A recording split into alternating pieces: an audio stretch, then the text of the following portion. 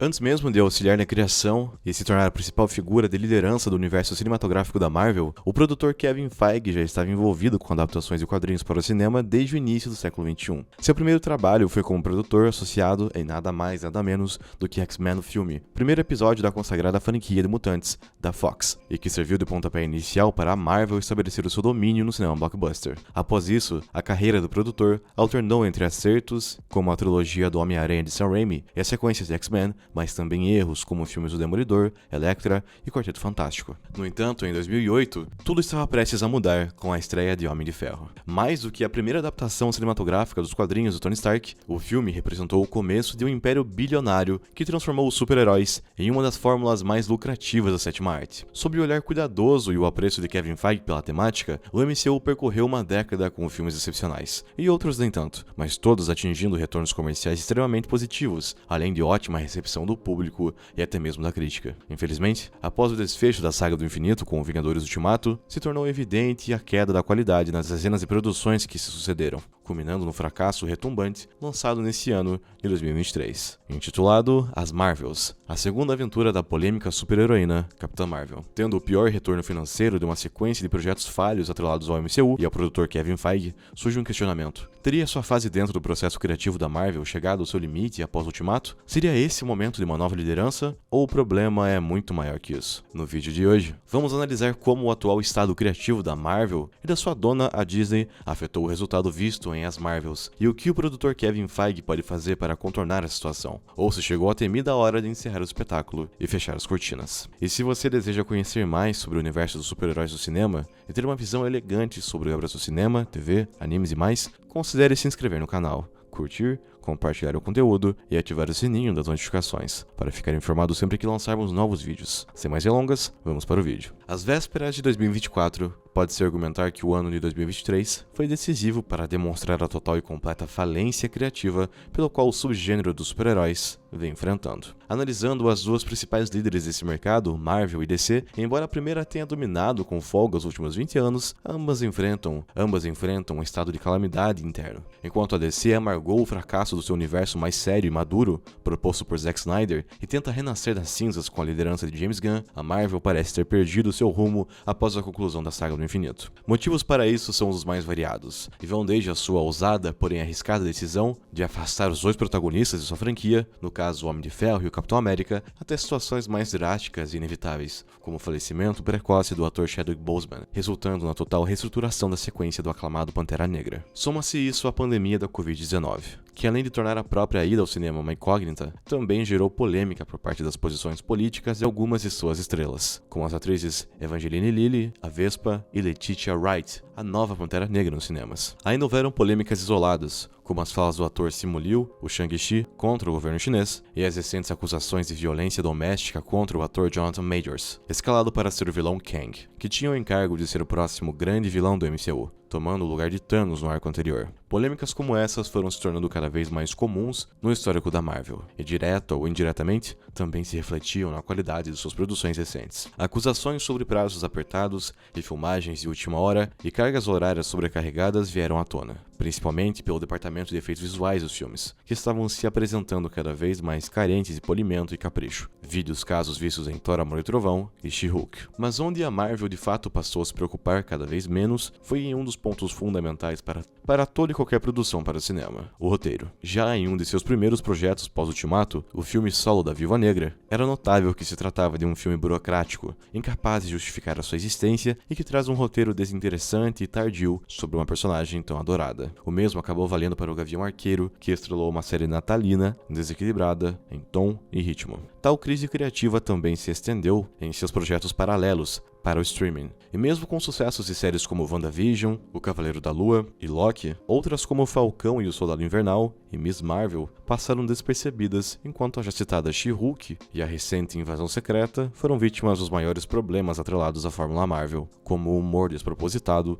personagens antipáticos e plot twists incongruentes. E o que mais surpreende nesse atual cenário é que todos esses projetos receberam um aval daquele que era tido como a principal mente responsável por conferir coesão e qualidade continuidade em todo o MCU, o próprio Kevin Feige. Se nos anos iniciais havia um cuidado genuíno em desenvolver cada personagem, em usar o recurso das cenas pós-créditos para apresentar novos projetos e gerar um interesse real, e para que cada novo episódio se tornasse uma peça fundamental em um quebra-cabeças maior, nas últimas produções todos esses elementos são apresentados de maneira desleixada, apelando para a promessa de um futuro promissor que cada vez se torna mais distante. E toda essa situação veio a culminar em mais um novo projeto para os cinemas, as Marvels. Desde suas primeiras notícias, a sequência do sucesso Capitã Marvel vem recebendo críticas devido à rejeição do público pela versão de Carol Danvers da atriz Brie Larson, por entrevistas dadas pela diretora, Nia da Costa, e sua inexperiência com produções desse porte, e pelo estado atual problemático da própria Marvel. Muitos rebateram tais críticas com argumentos de sexismo, racismo e misoginia, vindos da parte mais tóxica dos fãs. E embora esse grupo nocivo de fãs de fato exista, após conferir o produto final lançado em novembro desse ano, boa parte das críticas, infelizmente, se mostraram acertadas. Mesmo longe de ser um dos piores filmes licenciados da Marvel, não chegando ao nível de títulos como Capitão América de 90, Elektra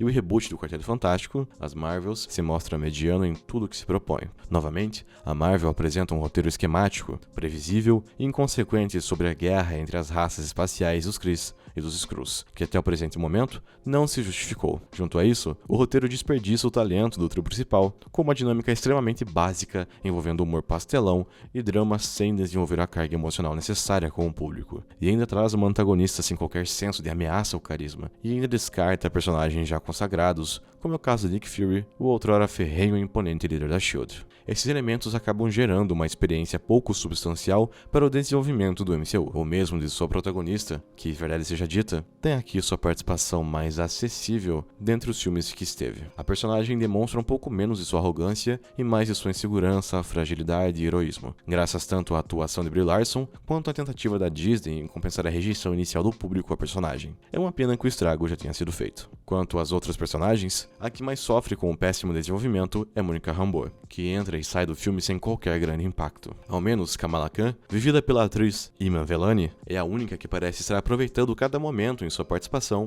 e isso transparece em sua personalidade extrovertida e carismática. Porém, ela é prejudicada pelos problemas já citados e pelo total desequilíbrio de tom visto no filme. E sobre isso, não há melhor exemplo ao longo de sua 1h30 de duração do que a sequência musical ocorrida em outro planeta, que vai do cafona ao constrangedor em questão de segundos. Diante de uma obra que, apesar de suas qualidades, não consegue escapar da mediocridade, a resposta do público foi previsível. O filme teve a menor arrecadação da história da Marvel, com uma bilheteria de pouco mais de 200 milhões de dólares, contra um orçamento de 278 milhões. A crítica especializada também não se mostrou entusiasmada e, mesmo com elogios quanto ao elenco e à dinâmica do trio principal, não se mostrou condescendente perante o tom desequilibrado e a trama esquecível. Perante um fracasso de grandes proporções, a tendência natural do ser humano é procurar grandes culpados. Alguns culpam a já criticada rejeição do público à atriz que interpreta a protagonista da história. Outros a cultura do patriarcado e do machismo, que se mostra incapaz de aceitar um filme protagonizado por mulheres. E até mesmo internamente na Disney houveram críticas vindas do CEO Bob Iger, afirmando que a obra não foi supervisionada pela produção como deveria. A alegação essa vista por alguns como uma crítica indireta à diretora, Nia da Costa. Apesar da postura do CEO se mostrar desrespeitosa e inconsequente, de fato é notório que o controle criativo da Marvel não é mais competente. E isso não se resume apenas aos filmes da Marvel, mas em tudo que foi produzido ao longo da fase 4 e 5 do MCU. Mesmo com exceções, como as já citadas séries Loki, WandaVision e os filmes Homem-Aranha Longe de Casa e Guardiões da Galáxia Volume 3, é fato que após a morte de Thanos e Tony Stark, a Marvel da era Kevin Feige perdeu seu rumo e agora tenta correr atrás do prejuízo. Não há como negar que o amor pelos quadrinhos e pelo projeto de um universo cinematográfico de Kevin Feige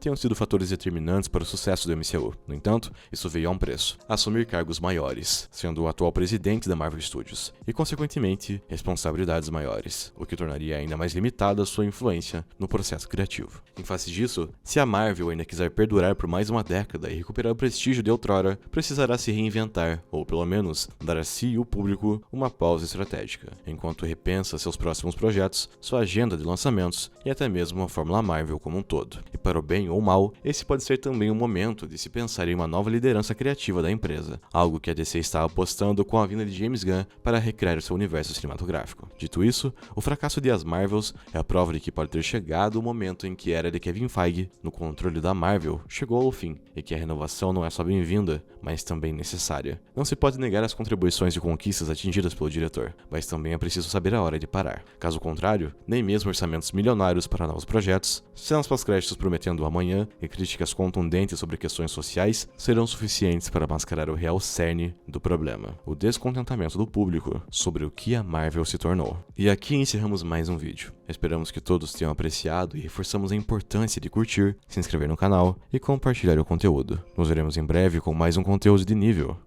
elegante.